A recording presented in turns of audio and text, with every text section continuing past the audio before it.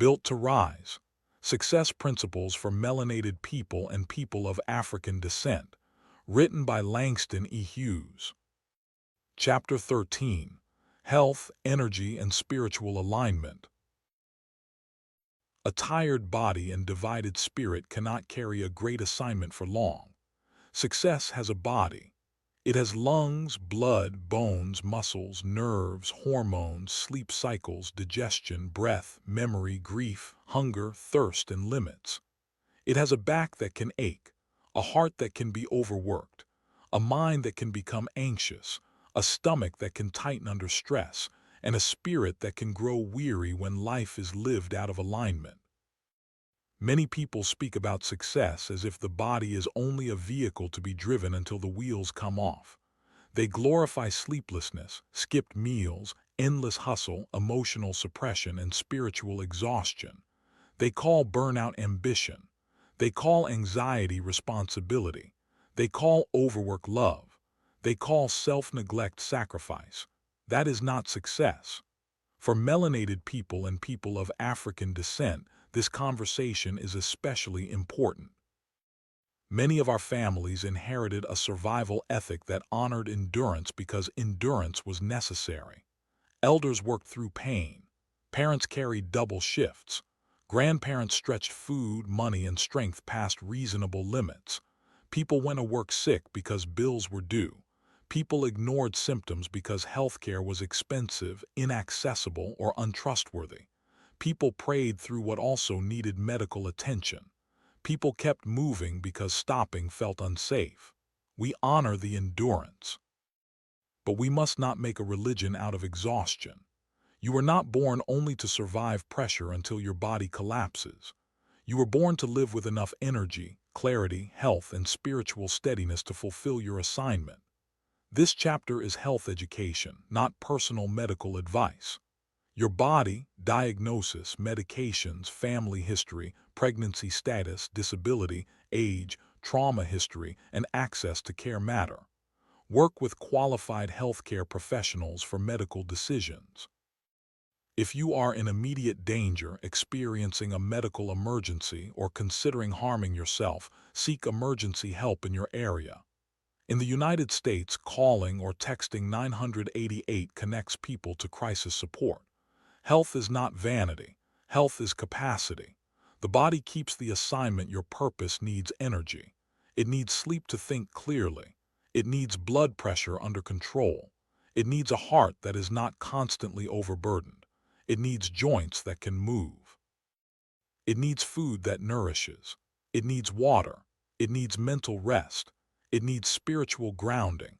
It needs medical attention when something is wrong.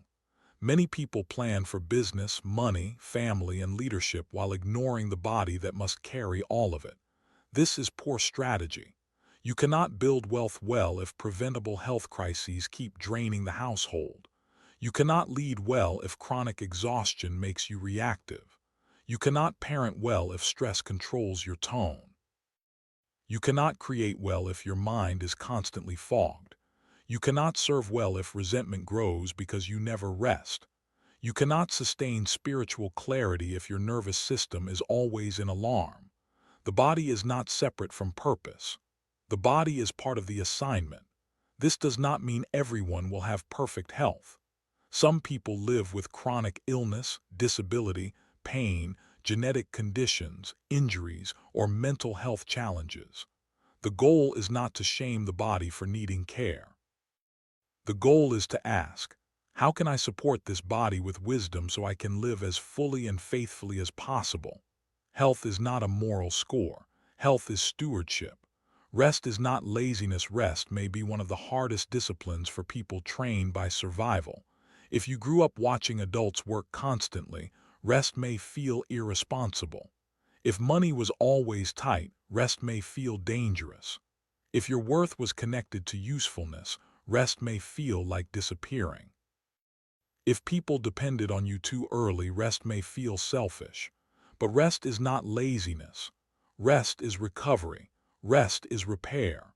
Rest is preparation. Rest is how the body continues. The CDC notes that adults need enough sleep and good sleep quality, and that sleep supports health, emotional well-being, attention, memory, heart health, metabolism, and stress reduction. The American Heart Association includes healthy sleep among its measures for cardiovascular health and notes that most adults need 7 to 9 hours each night. This does not mean every person can immediately sleep perfectly. Some work night shifts. Some care for babies or elders. Some have insomnia, sleep apnea, trauma symptoms, pain, or noisy housing. Some live with stress that keeps the mind awake. Begin where you can. Create a bedtime rhythm. Reduce screens before sleep when possible. Keep the room cooler and quieter when possible. Limit caffeine late in the day. Avoid heavy meals and alcohol close to bedtime if they disturb sleep. Talk to a healthcare provider if sleep problems are regular. Keep a sleep diary if patterns are unclear. Protecting sleep is not weakness. It is leadership over your own system. Food is fuel, memory, and medicine. Food is never only food. Food is culture. Food is memory. Food is survival. Food is celebration. Food is grief. Food is family. Food is economics. Food is land. Food is medicine in one season and harm in another depending on pattern, portion, access, and condition. People of African descent have created extraordinary food traditions from brilliance, necessity, agriculture, migration, trade, and adaptation. We should not let health conversations become attacks on culture. The issue is not hating traditional foods. The issue is learning how to nourish the body with wisdom in the present. A healthy eating pattern can honor culture while improving ingredients, portions, preparation methods, and frequency. Ask, can we cook more at home? Can we increase vegetables, beans, fruits, whole grains, nuts, seeds, and lean proteins? Can we reduce excess sugar, salt, and heavily processed foods? Can we drink more water? Can we make traditional meals in ways that support current health needs? Can we grow herbs or vegetables? Can we teach children to cook? Can we make family recipes healthier without losing the story? The American Heart Association recommends overall healthy eating patterns that include whole foods, fruits and vegetables, lean protein, nuts, seeds, and healthier cooking oils such as olive and canola. This is not about one perfect diet.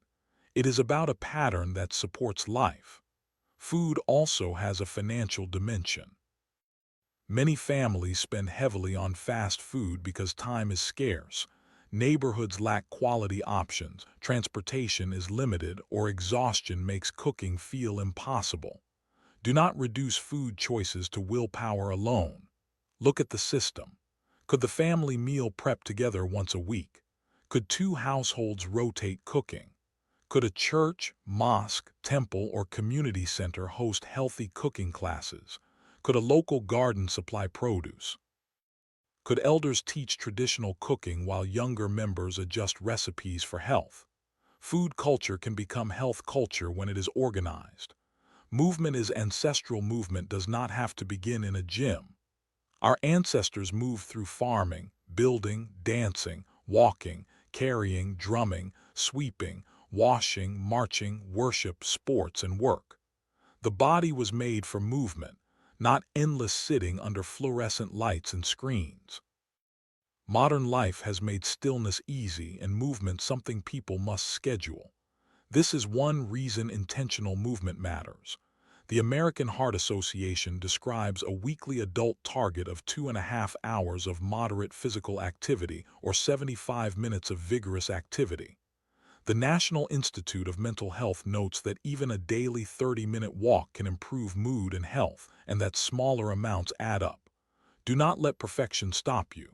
Walk, dance, stretch, garden. Lift weights, swim, bike, play with children, take stairs when appropriate, join a class, practice martial arts, do chair exercises, use resistance bands, march in place, move according to your body and medical guidance. Movement should not be punishment for eating. Movement should not be a war against the body. Movement is a conversation with the body. It says, I am still here with you. For many people, walking is the simplest beginning. It costs little, can be done with others, and can become a spiritual practice. Walk to pray, walk to grieve, walk to think, walk to lower stress, walk with elders, walk with children, walk with neighbors, walk after dinner, walk before work. A community that walks together changes more than steps. It changes visibility, safety, conversation, and emotional climate. Real-world example, walking circles across many communities. Informal walking circles have become a practical health strategy. People meet at parks, malls, school tracks, church parking lots, neighborhood blocks, or community centers. They walk before work, after dinner, or on weekends. Some pray while walking. Some discuss books. Some check on elders. Some use walking time to support grief, weight goals, blood pressure management, stress reduction, or friendship. The genius is the simplicity. No expensive equipment is required. No one has to perform. People can begin at different levels. Conversation makes consistency easier. The community becomes visible in motion. This is the kind of health solution our people need more of: practical, repeatable, low-cost, relational, and rooted in dignity. A walking circle can become more than exercise. It can become mentorship. It can become safety. It can become mental health support. It can become elder care. It can become a place where people notice who is missing and call to check in. Health improves when it becomes social. Stress, trauma, and the nervous system. Stress is not only in the mind, it affects the body. Long-term stress can shape sleep, blood pressure, digestion, mood, immune function, relationships, and decision-making. Trauma can train the body to stay alert even when no immediate threat is present. People may live in fight, flight, freeze, or appease patterns for years and call it personality.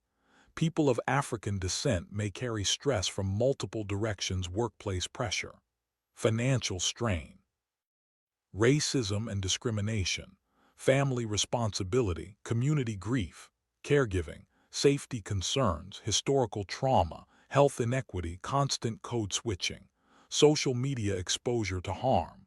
None of this means we are weak. It means the body has been responding to pressure. Self-care is not a luxury in this context. NIMH describes self-care as practices that help people live well and improve physical and mental health, manage stress, lower illness risk, and increase energy. It lists practices such as exercise, regular meals, hydration, sleep, relaxing activities, priorities, gratitude, challenging unhelpful thoughts, and staying connected. Self-care should not be reduced to consumer pampering. It is deeper than spa days and purchases.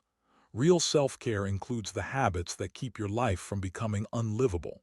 Saying no, going to therapy, taking medication as prescribed, reducing alcohol when it harms you, ending harmful relationships, moving the body, getting blood pressure checked, scheduling the appointment, sleeping, eating, praying, resting, asking for help, creating a budget, turning off the phone. Self-care is not escape from responsibility. It is responsibility to the vessel carrying the work. Medical advocacy. Medical systems have not always treated people of African descent with fairness, respect, or safety. There is historical and living reason for distrust. But distrust without strategy can become dangerous if it keeps people from getting needed care. Medical advocacy means becoming an active participant in your care. Write down symptoms before appointments. Bring medication lists. Know family health history when possible. Ask what tests are being ordered and why. Ask what your numbers mean. Ask about side effects. Ask for explanations in plain language. Bring a trusted person if you feel overwhelmed. Request copies of records. Get second opinions when needed. Follow up if symptoms continue. Change providers if you are repeatedly dismissed and have the option. Learn your blood pressure, blood sugar, cholesterol, and other key numbers appropriate to your age and condition. Do not let embarrassment stop you from telling the truth. Doctors cannot treat what you hide. Also, Do not accept dismissal as final when your body keeps sending signals. You are not being difficult when you ask informed questions. You are practicing stewardship. Spiritual alignment health is not only physical. A person can have a strong body and still be spiritually divided. They can look successful and feel empty. They can have money and no peace. They can achieve goals that do not match their values. They can perform strength while their spirit is exhausted. Spiritual alignment means your inner life, values, actions, and assignment are moving in the same direction. It does not require everyone to practice the same faith. People of African descent belong to many spiritual traditions. Christianity, Islam, traditional African spiritual system, Judaism, Buddhism, Ifa, Yoruba-derived tradition, Vodou, Santeria, Rastafari, meditation communities, humanist frameworks, and more. The purpose here is not to flatten differences. The purpose is to ask, does your spiritual practice help you become more truthful, disciplined, loving, courageous, humble, responsible, and whole? Spiritual misalignment looks like saying you value family while never being present, saying you value health while abusing the body, saying you value truth while living in secrecy, saying you value community while exploiting people, saying you value freedom while remaining addicted to approval, saying you value faith while refusing obedience to wisdom. Alignment requires honesty. Create a spiritual rhythm: daily silence, prayer, meditation, scripture, sacred reading, chanting, journaling, breathwork, gratitude, altar practice, or reflective walking. Weekly worship, rest, service, study, nature, or community connection. Monthly review of purpose, relationships, money, health, and spiritual condition. Seasonal retreat, fasting, family ritual, therapy intensive, ancestral remembrance, or planning day. The rhythm should bring you back to center. Ancestral healing is not only ritual, it is behavior. You heal ancestors when you stop repeating patterns that harm the family. You heal ancestors when you create safety for children. You heal ancestors when you learn the history they were denied the chance to tell. You heal ancestors when you care for the body they fought to keep alive. You heal ancestors when you protect land, recipes, names, photographs, stories, languages, music, and wisdom. You heal ancestors when you stop using substances, rage, silence, shame, or overwork to manage pain. You heal ancestors when you build wealth ethically. You heal ancestors when you rest without guilt. You heal ancestors when you become a better ancestor. This is not mystical language only. It is practical legacy. Every pattern you interrupt changes what the next generation has to carry.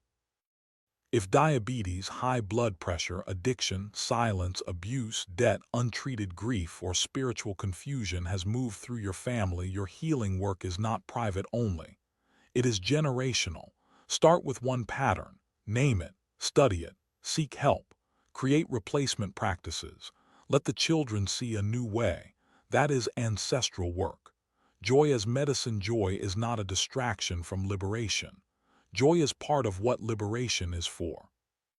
People of African descent have created joy in impossible conditions. Music, dance, food, humor, worship, fashion, storytelling, family gatherings, sports, poetry, festivals, games, and love. Joy helped our people stay human when systems tried to reduce humanity. Do not build a success life with no joy in it. Schedule joy, protect laughter, dance, cook, sing, play, celebrate progress, take children outside, visit water, make art, rest with people you love. Enjoy beauty without turning it into financial disorder. Joy is not the same as escape. Escape avoids reality. Joy restores capacity to face reality. The body needs joy. The mind needs joy. The spirit needs joy. A community with no joy becomes brittle.